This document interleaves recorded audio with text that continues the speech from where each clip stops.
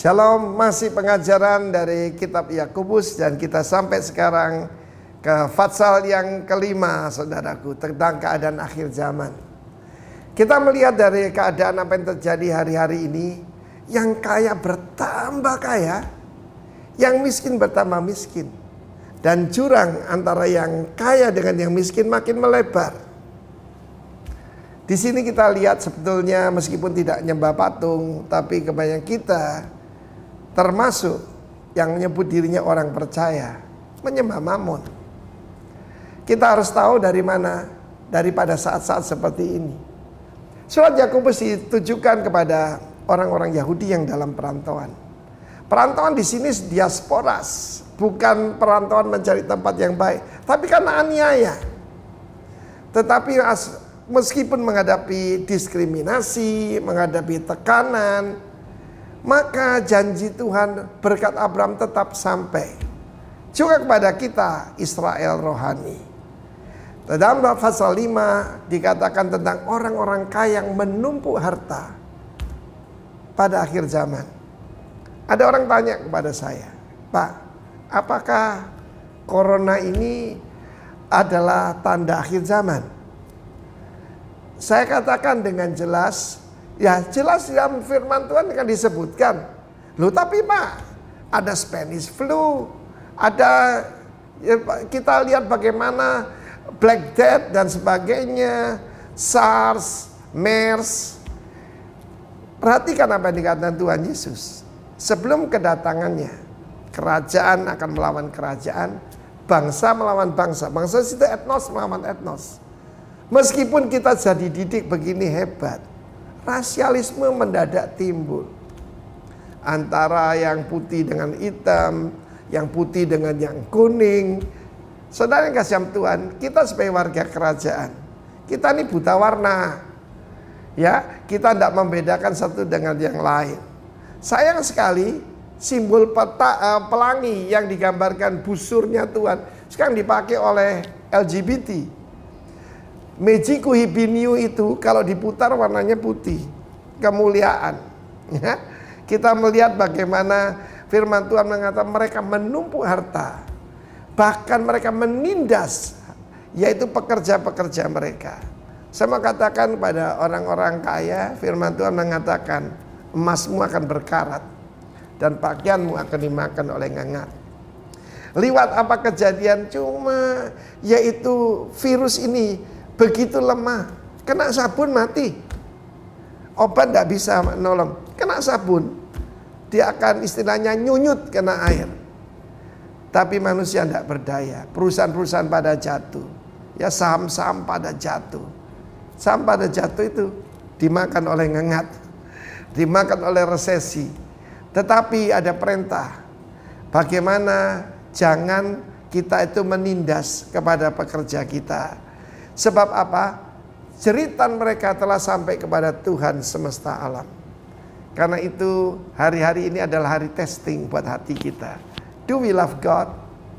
Do we love one another? Ini jelas kelihatan saudara ya. Karena itu kita tidak menumpuk harta tapi membagikan harta. Sebab lewat ini saya pernah dikatakan suruh isolasi mandiri. Death is real. Dan death itu di depan mata kita. Dan itu mengingatkan kita, we will not live forever. Tapi Tuhan janji hidup yang kekal telah tersedia. Bagi mereka yang belum terima Tuhan Yesus, terimalah dia sebagai Tuhan dan Juru Selamatmu secara pribadi. Dan kau akan menerima lewat ujian mahkota kehidupan. God bless you warga kerajaan. Shalom Jemaat GBI Rock Sumbawa. Senang sekali boleh berjumpa kembali dengan Anda sekalian di ibadah online di minggu ketiga bulan Agustus. Sebelum kita mulai, mari kita berdoa terlebih dahulu. Tuhan Yesus, kami mengucap syukur Tuhan sebab pemeliharaan Tuhan dan penyertaan Tuhan selalu ada buat hidup kami. Dan Engkau sudah membuktikan kepada kami bahwa Engkau Allah yang setia, Engkau Allah yang mengasihi kami. Dan kami boleh bangga dan bersyukur Tuhan karena kami boleh memanggil Engkau Bapa. Engkau Allah yang selalu ada buat kami Tuhan. Dan biar kami selalu boleh berharap hanya kepadamu. Sebelum kita mulai ke Tuhan, ibadah kali ini Tuhan berikan kami kerinduan Tuhan, hati yang mengucap syukur Tuhan buat segala sesuatunya, sebab akan ada pembalikan keadaan yang terjadi. Dan bulan Agustus ini kami boleh melihat kebesaran dan kemurahan Tuhan di dalam hidup kami. Terima kasih, di dalam nama Tuhan Yesus kami mengucap syukur, haleluya, amin.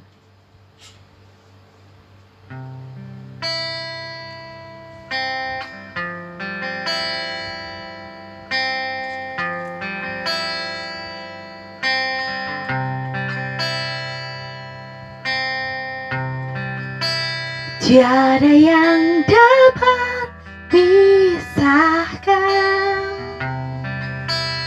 ku dari terangnya kasih-Mu.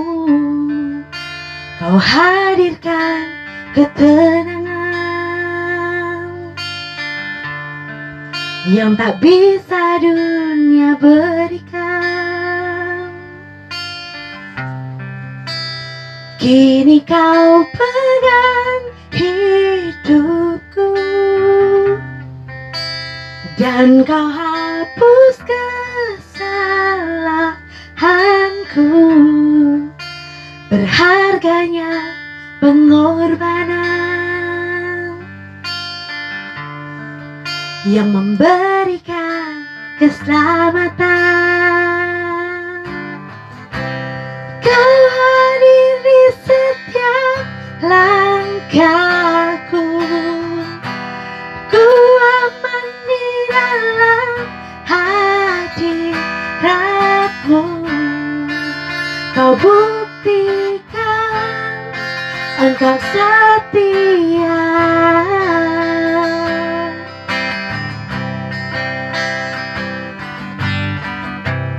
Kan ku angkat tinggi tanganku dan aku berserah kepadamu. Selamanya Engkau setia.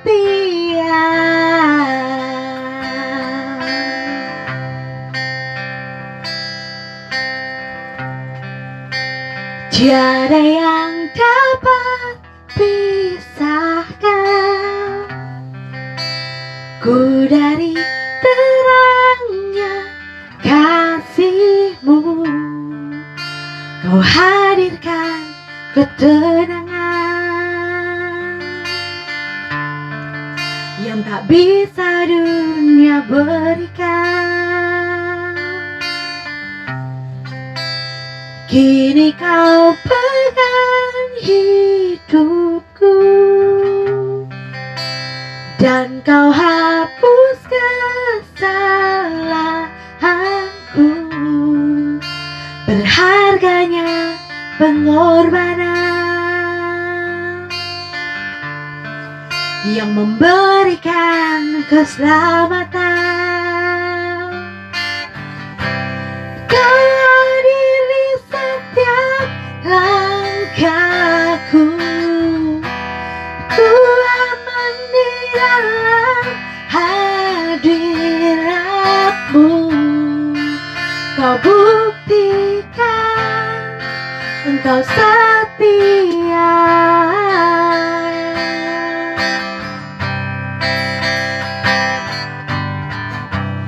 Kan ku angkat tinggi tanganku dan aku berserah kepadamu. Selamanya Engkau setia.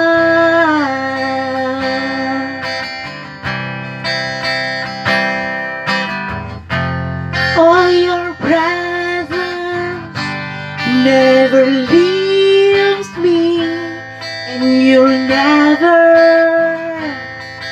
forsake me. Oh, your presence never leaves me, and you'll never forsake me. Oh, your presence never leaves me, and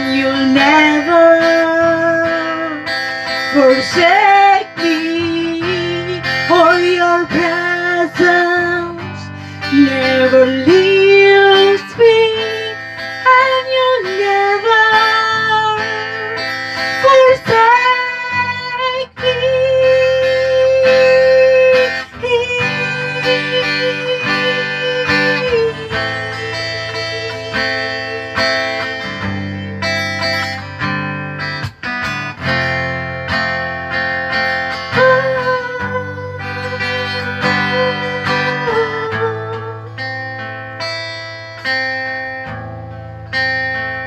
You are here, moving in our midst. I worship you, I worship you. You are here, working in this place. I worship you, I worship you.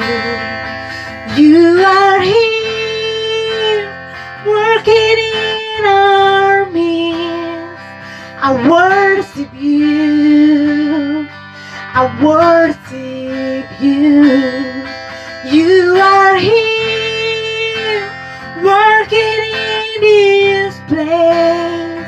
I worship you, I worship you. Waymaker, miracle worker, promise giver, light in the darkness. My God, there is who you are. Waymaker, miracle worker, promise giver, light in the darkness. My God, there is who you are. Waymaker, miracle worker, promise giver, light in the darkness. My God, there is who you are. There is who you are. There is who you are. There is who you are. There is who you are. Waymaker, miracle worker, promise giver, light in the darkness. My God, there is who you are. Waymaker, miracle worker, promise giver, light in the darkness. My God, there is who you are. Even when I don't see it, you're working. Even when I don't feel it, you're working. You never stop working. You never stop working. Even when I don't see it, you're working. Even when I don't feel it, you're working. You never stop working. You never stop working. Waymaker, miracle worker, promise giver, light in the darkness. My God, there is who you are. Waymaker, miracle worker, promise giver, light in the darkness. My God, there is who you are.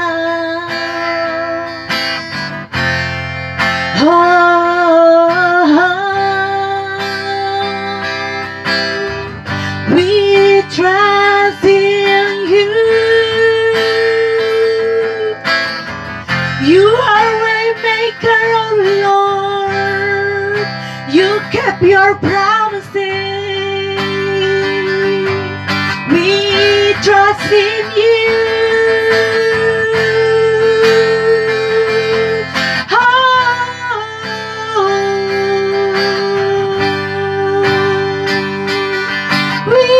Trust in you. Oh, you are never late, oh Lord. You make everything beautiful in your time.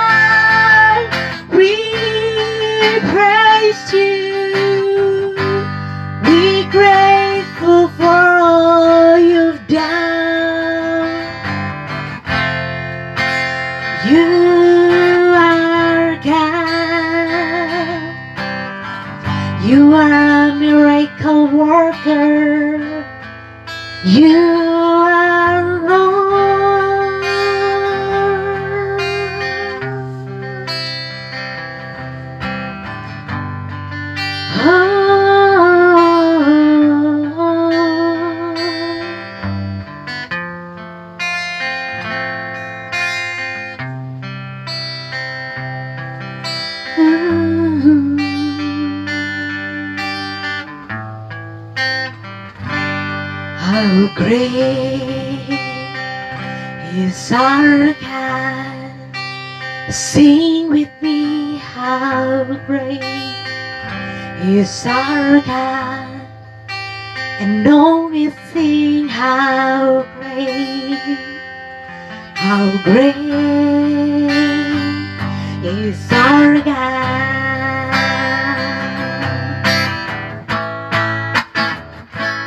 How great is our God. Sing with me, how great is our God. And only sing how great is our God.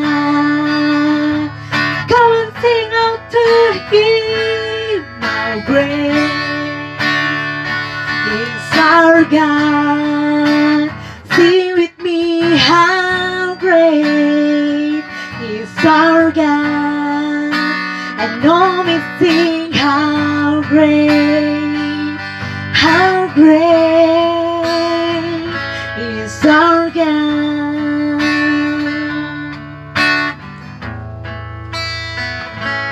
Kau sungguh indah, tiada taranya, sungguh menakjubkan, sungguh ajaib untuk dimengerti, lebih dari semua yang ada. Hikmat-Mu tiada terselami, kasih-Mu dalam tak terduga. Kau sungguh indah, tiada taranya, mulia dan berkuasa. Ku kagum hormat akan Engkau, ku kagum hormat akan Engkau. Kau Allah yang layak dipuji, ku kagum akan Engkau, ku kagum hormat akan Engkau, ku kagum hormat akan Engkau.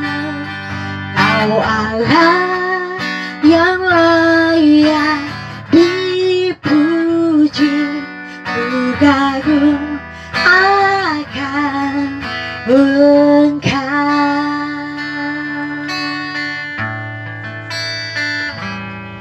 Kau sungguh indah, tiada taranya, sungguh menakjubkan, sungguh ajaib untuk dimengerti, lebih dari semua yang ada. Hikmat-Mu tiada terselami, kasih-Mu dalam tak terduga.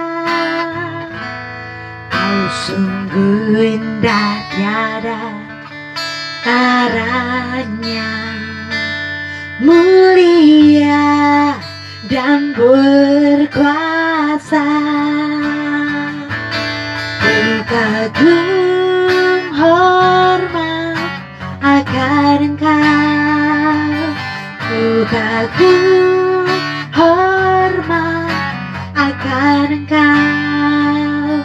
Kau Allah yang layak dipuji, ku kagum akan Engkau. Shalom Jemaat yang dikasihi dan diberkati Tuhan, jumpa lagi kita di ibadah online pada minggu ketiga bulan Agustus.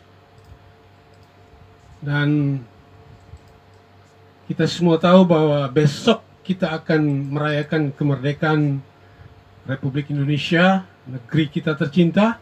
Itu sebabnya sebelum masuk ke dalam firman Tuhan, saya ingin mengambil waktu 2 menit untuk kita sama-sama satukan hati bersyafaat untuk negeri kita.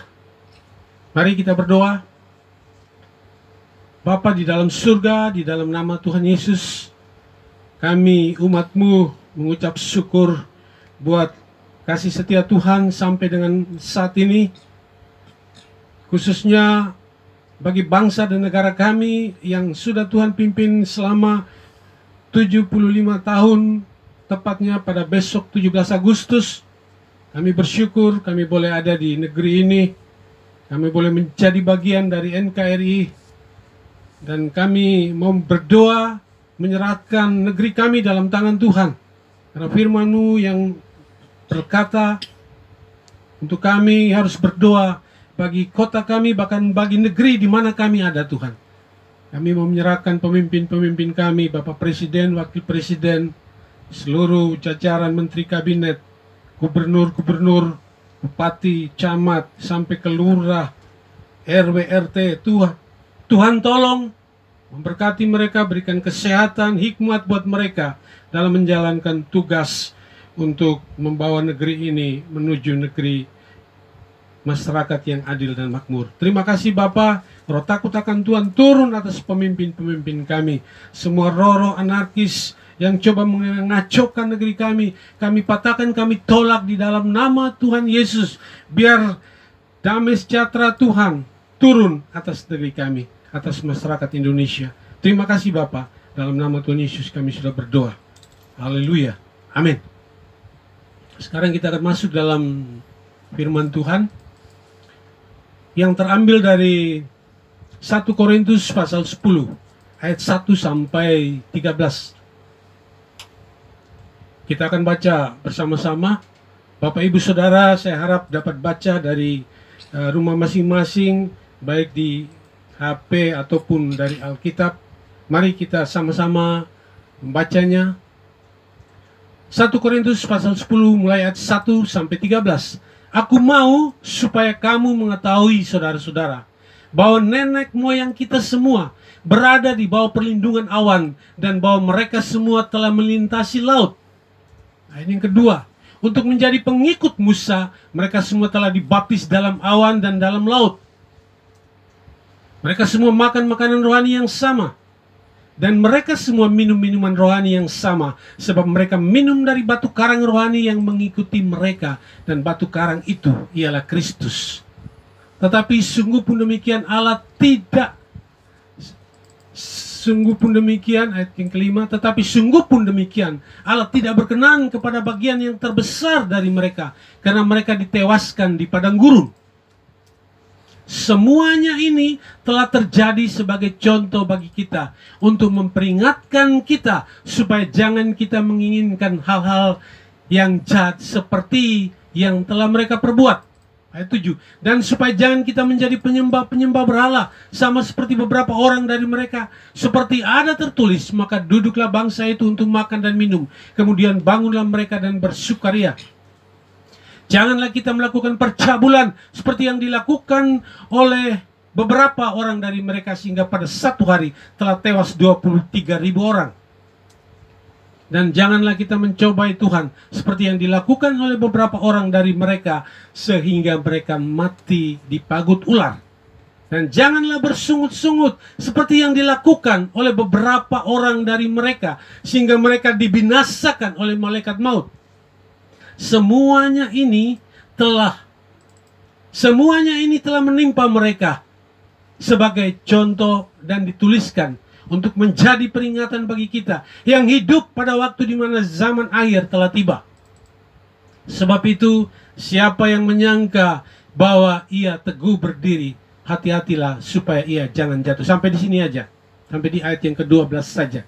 Ya, Bapak Ibu Saudara yang saya kasih dalam Tuhan, ayat-ayat yang baru kita baca ini terambil dari bagian dari surat Rasul Paulus kepada jemaat di Korintus. Jelas di sini dari judulnya, perikop ini dikatakan bahwa Israel sebagai peringatan bagi kita yang hidup pada zaman akhir telah tiba. Jemaat yang saya kasihi di dalam Tuhan,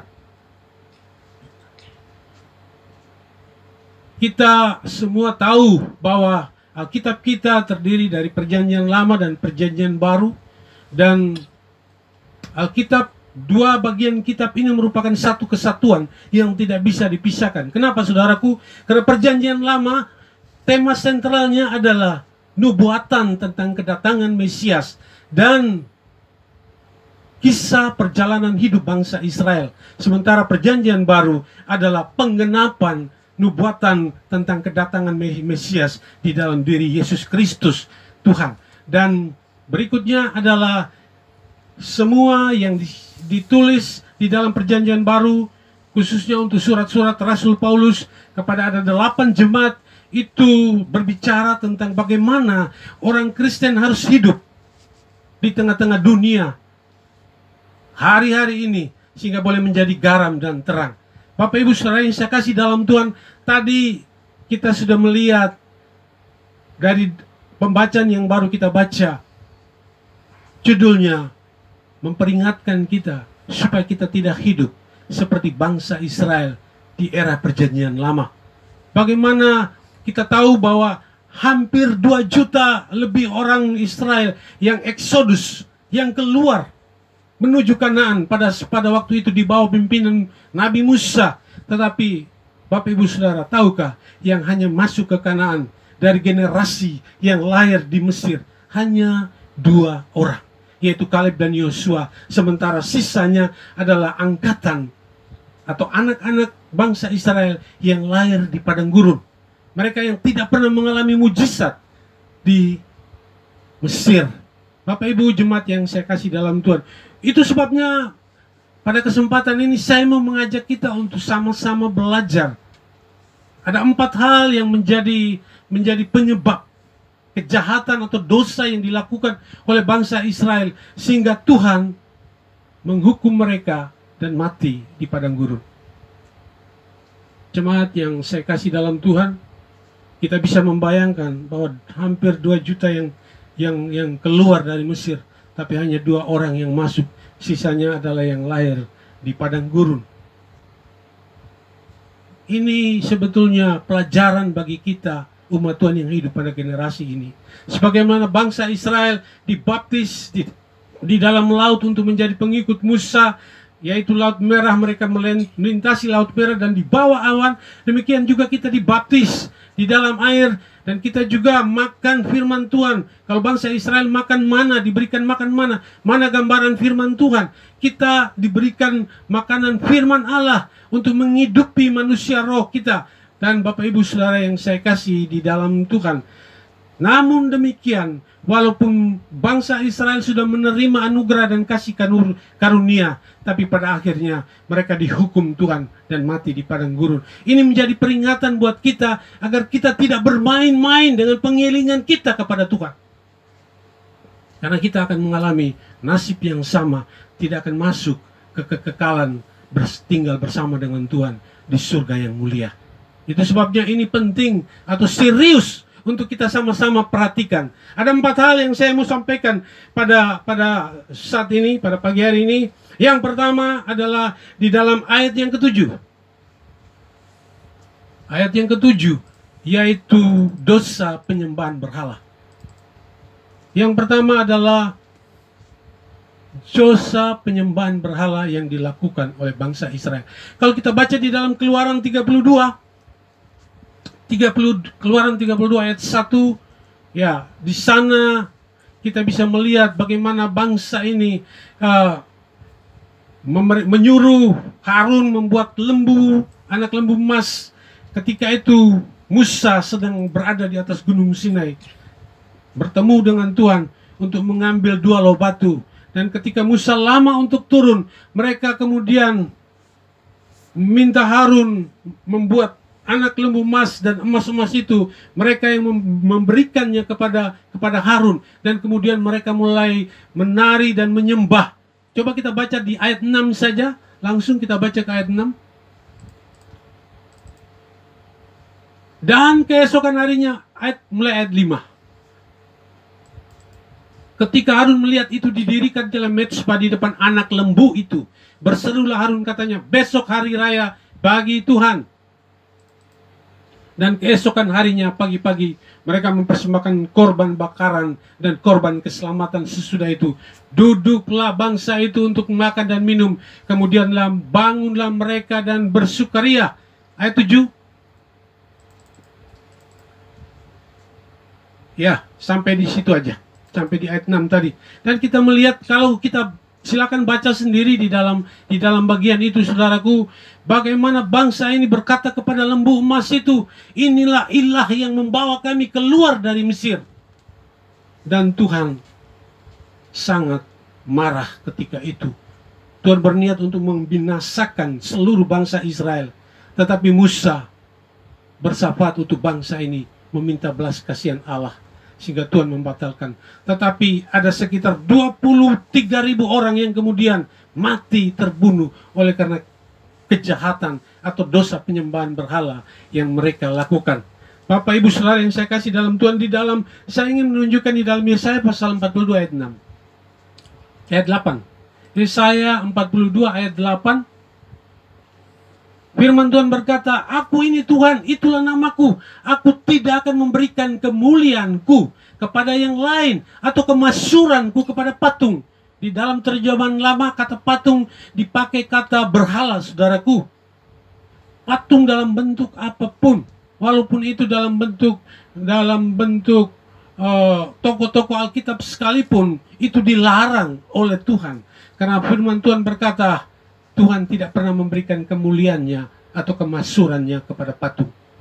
Jemaat yang saya kasih dalam Tuhan, itu adalah penyembahan berhala, dosa penyembahan berhala yang menyakiti hati Tuhan, sehingga bangsa Israel dihukum. Nah, sekarang kita hidup di dalam zaman modern ini. Saya mau sampaikan kepada Bapak Ibu, berhala zaman modern bukan lagi dalam bentuk patung-patung, tetapi Alkitab berkata, mari kita baca di dalam Matius pasal 6. Ayat yang ke-24. Tak seorang pun dapat mengabdi kepada dua tuan, karena jika demikian ia akan membenci yang seorang dan mengasihi yang lain, atau ia akan setia kepada yang seorang dan tidak mengindahkan kepada yang lain. Kamu tidak dapat mengabdi kepada Allah dan kepada Mammon. Bapak Ibu Saudara yang saya kasih dalam Tuhan, berhala zaman modern ini adalah Mammon. Saya periksa di dalam kamus Alkitab, kata Mammon itu punya pengertian kekayaan, keserakahan, ya, untuk memperoleh kekayaan dengan berbagai macam cara. Dan itu yang terjadi hari ini. Orang mentuhankan Mammon, orang mentuhankan kekayaan, mentuhankan uang lebih daripada Allah sendiri. Mungkin kita masih ke gereja, mungkin kita bisa masih disebut orang Kristen, tetapi hati kita tidak mengutamakan Tuhan. Tuhan bukan menjadi prioritas dalam hidup kita. Itulah berhala, saudaraku, yang dikatakan Mammon tadi adalah harta kekayaan yang menjadi fokus dalam hidup kita. Apakah kita tidak boleh memiliki harta kekayaan? Boleh, sangat boleh tentu. Karena Tuhan juga akan memberkati kita dengan kekayaan-kekayaan yang ada di dunia ini. Tetapi yang tidak boleh menjadikan kekayaan dan materi itu adalah satu-satunya yang menjadi tujuan hidup kita. Dan kalau kita melakukan seperti ini, kita sudah sedang menyembah berhala. Dan yang kedua, kita baca di dalam Lukas pasal 21. Penyembahan berhala modern. Jagalah dirimu supaya hatimu jangan syarat oleh pesta pora dan kemabukan, serta kepentingan-kepentingan duniawi. Dan supaya hari Tuhan jangan dengan tiba-tiba jatuh ke atas dirimu seperti suatu jerat. Bapak Ibu Saudara yang saya kasih dalam Tuhan. Yang kedua adalah kenikmatan dunia, adalah kesenangan dunia, pesta pora, kemabukan, kepentingan dunia. Hari ini banyak orang mengejar itu, saudaraku. saya ingin katakan di sini, saudara, bahwa pada hari-hari ini manusia cenderung mengejar, kecenderungan manusia adalah kepada hal-hal yang merupakan kesenangan duniawi. Ada satu istilah yang dipakai adalah hedonisme. Hedonisme itu punya pengertian paham, suatu paham atau pandangan yang mengajarkan, atau satu paham yang berkata seperti ini, bahwa dalam hidup mereka, dalam hidup ini, hal yang paling utama adalah kesenangan dan kenikmatan dunia. Ini yang sedang terjadi hari-hari ini. Dan kalau ini yang kita ikuti, maka semua itu akan menjadi berhala yang membuat kita tidak dapat perkenanan Tuhan di dalam hidup kita. Yang kedua, kita lihat ayat yang berikutnya. Hal yang kedua adalah di dalam ayat yang ke-8. Poin yang kedua. Poin yang kedua yang menyebabkan bangsa Israel mendapat murka Tuhan dan banyak yang mati di padang gurun. Ayat yang ke-8. Janganlah kita melakukan percabulan seperti yang dilakukan oleh beberapa orang dari mereka, sehingga pada satu hari telah tewas 23.000 orang. Coba lihat kita Bilangan pasal 25. Kita Bilangan pasal 25. Sementara Israel tinggal di situ, mulailah bangsa itu berzina dengan perempuan-perempuan Moab. Perempuan-perempuan ini mengajak bangsa itu ke korban sembelian bagi Allah mereka. Lalu bangsa itu turut makan dari korban itu dan menyembah Allah orang-orang itu. Ayat 3. Ketika Israel berpasangan dengan Baal-peor, bangkitlah murka Tuhan terhadap Israel. Bapak Ibu Saudara yang saya kasih dalam Tuhan, dikatakan di sini bahwa orang-orang Israel, bangsa Israel berzina dengan orang-orang Moab. Yang laki-laki tentu dengan yang wanita, kemudian yang wanita Israel dengan laki-laki orang-orang Moab. Kata zina sendiri di dalam Kamus Besar Bahasa Indonesia, saya melihat di sana punya pengertian adalah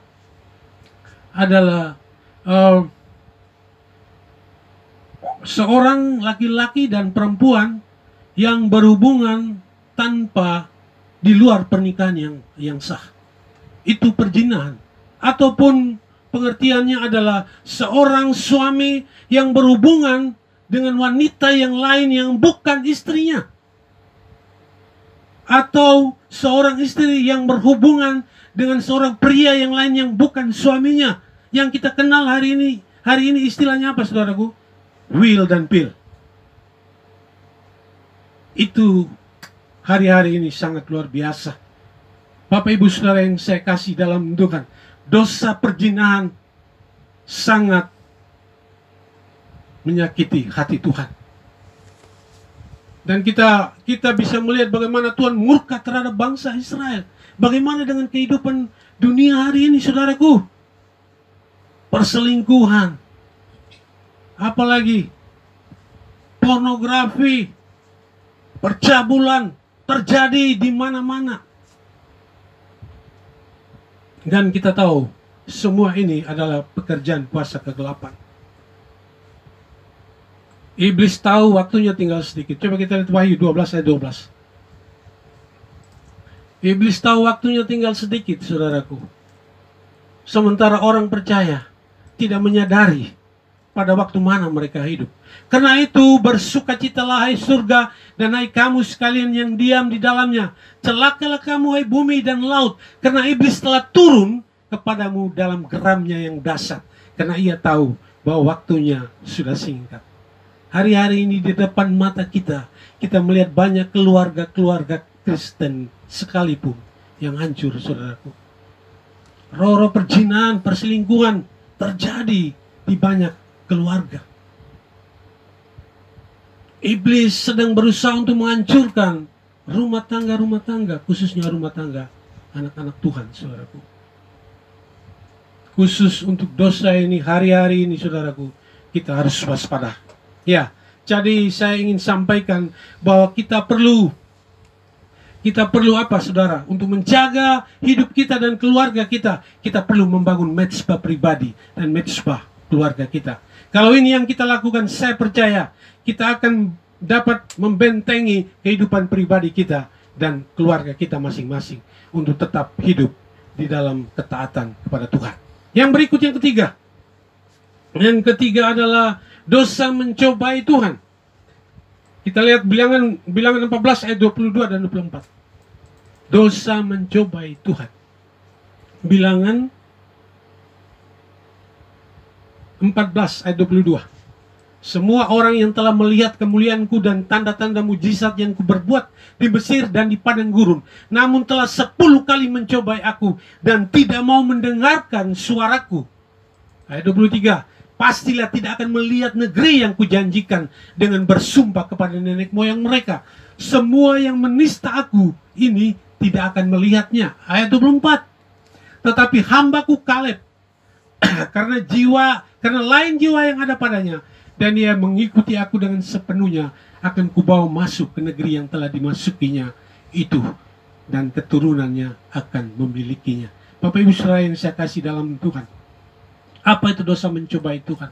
Dosa mencobai Tuhan adalah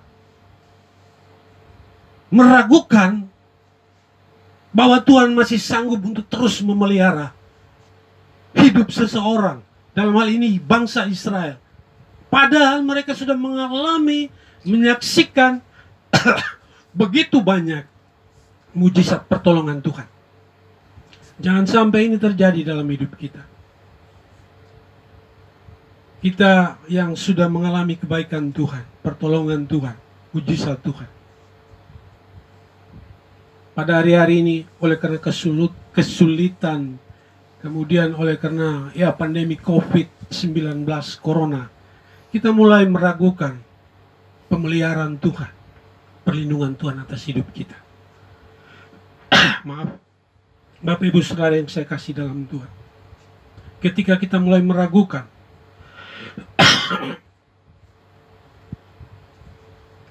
pemeliharaan Tuhan atas hidup kita, itulah satu dosa.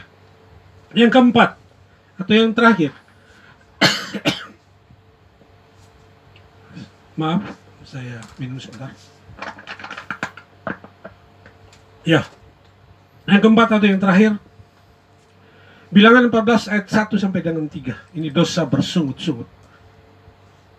Lalu segenap umat itu mengeluarkan suara nyaring dan bangsa itu menangis pada malam itu.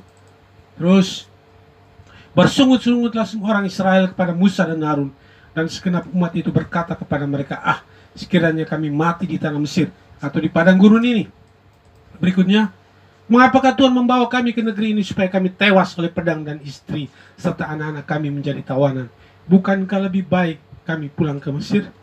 Ini terjadi ketika 10 pengintai membawa kabar buruk, bohong untuk menakut-nakuti bangsa Israel, sehingga mereka bersungut-sungut kepada Musa dan menyalahkan Tuhan dan ingin kembali ke Mesir. Coba kita baca ayat yang 27 dari pasal ini. Pasal 27. Berapa lama lagi umat yang jahat ini akan bersungut-sungut kepadamu? Segala sesuatu yang disungut-sungutkan orang Israel kepadaku telah aku dengar. Terus 28. Katakanlah kepada mereka, demi aku yang hidup, demikianlah firman Tuhan, bahwasanya seperti yang kamu katakan di hadapanku, demikianlah akan kulakukan kepadamu. Ayat 29. Di padang gurun ini bangkai-bangkaimu akan berhantaran, yakni semua orang di antara kamu yang dicatat, semua tanpa terkecuali yang berumur 20 tahun ke atas, karena kamu telah bersungut-sungut kepadamu. Orang bersungut-sungut selalu mengeluarkan kata-kata negatif, kata-kata kutuk, dan itu berakibat fatal bagi diri bangsa Israel. Ini pelajaran buat kita untuk dalam segala keadaan, kondisi apapun, jangan kita bersungut-sungut. Kita tetap percaya bahwa Tuhan kita tidak berubah. Dia tetap sanggup memelihara kita dulu, sekarang, sampai selama-lamanya. Dia Allah yang perkasa, Allah yang dahsyat. Bapak Ibu Saudara yang saya kasih dalam Tuhan, ayat yang terakhir Jadi 4 hal. Yang pertama tadi, dosa penyembahan berhala, dosa perzinahan, kemudian dosa mencobai Tuhan, meragukan pemeliharaan Tuhan, dan yang keempat adalah dosa bersungut-sungut yang menyebabkan bangsa Israel gagal masuk ke Kanaan. Satu ayat terakhir di dalam 1 Korintus 10:12 kita baca sama-sama. Sebab itu siapa yang menyangka bahwa ia teguh berdiri, hati-hatilah supaya ia jangan jatuh.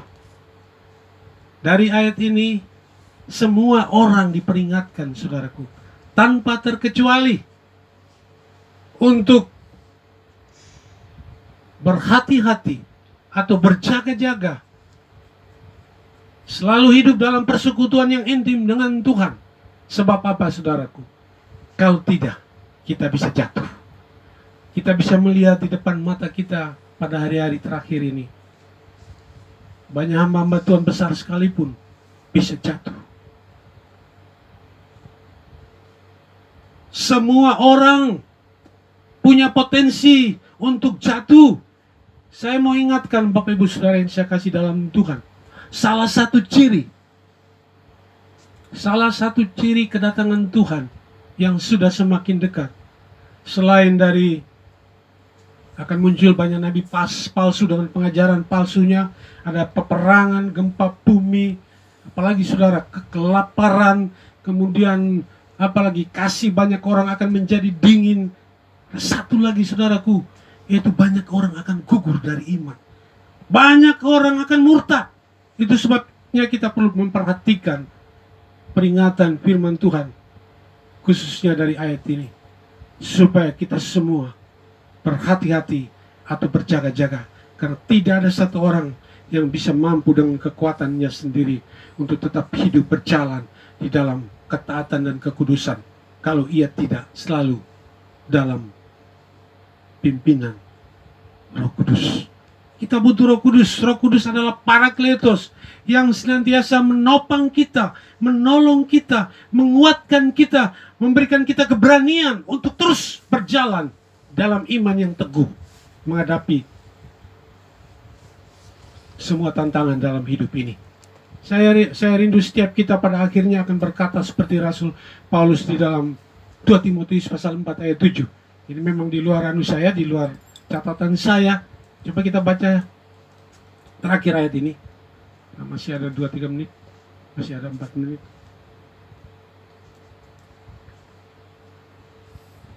Aku telah mengakhiri pertandingan yang baik. Aku telah mencapai garis akhir dan aku telah memelihara iman. Ini luar biasa, saudaraku. Kita rindu pada penghujung hidup kita, kita bisa berkata seperti Paulus, aku telah mengakhiri pertandingan yang baik, aku telah mencapai garis akhir, dan aku telah memelihara iman. Tuhan Yesus kiranya menolong kita semua.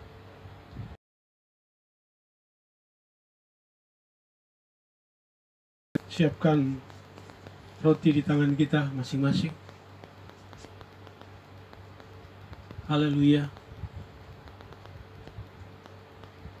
Bapa, kami berdoa, kami serahkan roti dan anggur yang ada di hadapan kami masing-masing. Tuhan berkati supaya melalui persekutuan dengan tubuh dan darah Tuhan lewat roti dan anggur ini, kami dibawa untuk lebih dekat, lebih melekat dengan Tuhan, dan selalu mengingat pengorbanan-Mu buat hidup kami. Terima kasih Bapa, terima kasih. Apa yang kuteruskan kepadamu telah kuterima dari Tuhan, bahwa Tuhan Yesus pada saat malam akan diserahkan, diambilnya roti, mengucap syukur, kemudian dipecah-pecahkannya sambil berkata, inilah tubuhku yang diserahkan bagi kamu. Bukankah roti yang ada di tangan kita ini adalah persekutuan kita dengan tubuh Tuhan Yesus? Mari kita makan dengan iman dalam nama Tuhan Yesus.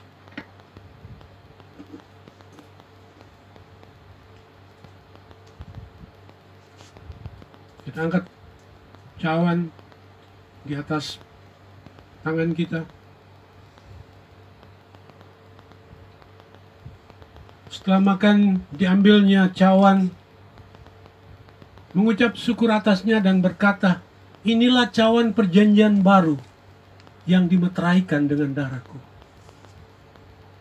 Perbuatlah ini sebagai peringatan akan daku. Bukankah cawan yang ada di tangan kita ini adalah persekutuan kita dengan darah Kristus? Kita minum dengan iman dalam nama Yesus.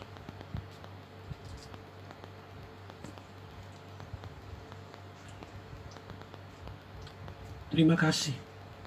Terima kasih Bapa, kami mengucap syukur buat perjamuan kudus pada pagi hari ini. Dan saatnya kami akan mengakhiri ibadah pada pagi hari ini. Jemaat yang dikasihi Tuhan, terimalah berkat Tuhan.